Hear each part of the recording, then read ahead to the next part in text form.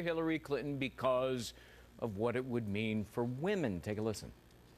What's important is what it would mean to elect a woman president of the United States. It's a very major consideration. A very qualified woman to be president of the United States, not just that she's a woman. A little backpedaling there at the end. Tucker Carlson, editor of the Daily Caller and co-anchor of Fox and Friends Weekend. Just when you thought we might be moving beyond gender politics, I guess we're not, right, Tucker?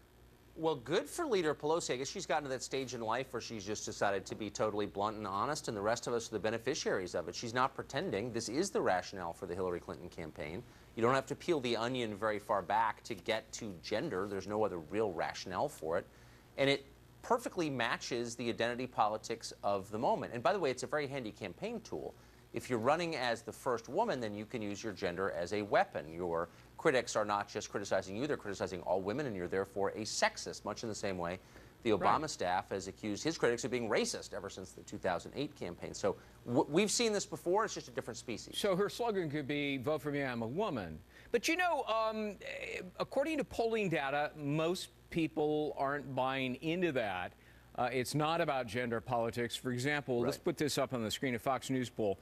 80% of voters, including 81% of men and 80% of women, think it would be wrong to assume that most women will automatically vote for Clinton because she's a woman. A year ago, pretty much the same results in a Pew poll. There it is. If the candidate was a woman, more or less likely, and, you know, 19% more likely, 9% less likely, but 71% say it doesn't matter a whit. Yeah. Well, there are a couple things going on. One is, you know, there is a gap between what people say in polls and what they do. All pollsters acknowledge it. But the truth is, you know, if she picks up an extra 9 points, 6 points, she gets to be president pretty easily. You don't need to move that many people into your column on the basis of your gender to win the presidential election.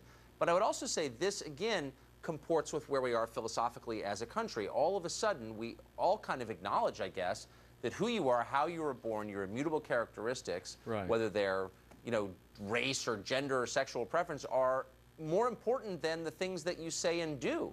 I mean, I think that's ludicrous, but it seems to be the operating assumption in our schools, in our public discourse. You know, we need a Hispanic, we need a woman, we need a whatever we need. And once you start thinking like that, then it's not a huge leap to say, well, why don't we have a woman president? Here, she's running, she's the one. Too if much that veneer. moves a small number of people, too much veneer. I talked to the head of a